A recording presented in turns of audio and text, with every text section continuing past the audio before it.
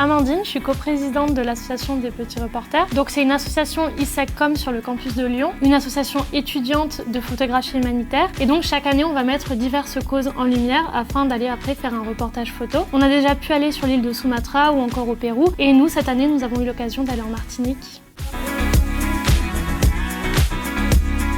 Donc on a choisi la Martinique parce que premièrement notre thème c'était la faune et la flore et la protection de l'intégralité de la biodiversité de nos îles. Et donc on a voulu rencontrer des acteurs majeurs sur place, donc des locaux, des associations. On a d'ailleurs pu rencontrer une association qui s'appelle le réseau des tortues de mer sur place. Et donc notre objectif c'était vraiment de mettre en lumière tout leur travail et comment ils font justement pour préserver nos îles et leur beauté.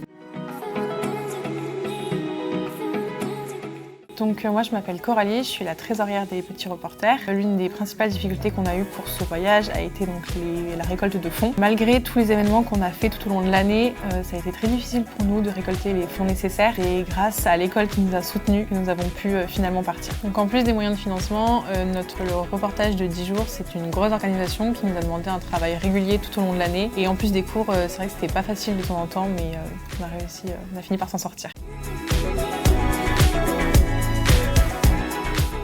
Je m'appelle Camille, je suis la deuxième coprésidente des petits reporters. On a réussi à mettre en valeur la cause par nos photos, donc on a réussi à faire des jolies photos et en fait on a aussi fait des interviews de locaux qui nous ont montré l'impact par exemple du tourisme sur les fonds marins, ne serait-ce qu'avec les bateaux qui vont dans les zones protégées et les touristes qui descendent un peu comme ils veulent des bateaux et qui dégradent les fonds marins, mais aussi qui vont dans les parcs protégés récupérer des fleurs ou chasser des crabes ou s'amuser avec la faune et la flore. Alors sur place déjà on a rencontré des locaux qui étaient super intentionnés avec nous, ils nous ont donné plein de conseils, ils nous ont dit où aller pour prendre les meilleures photos, les choses comme ça. Ils nous ont aussi, par le biais des interviews, montré l'impact qu'a le réchauffement climatique et la faune et la flore donc sur leur quotidien, parce qu'ils sont dépendants de la pêche, donc en fait c'est très compliqué pour eux, sachant que c'est leur ressource principale.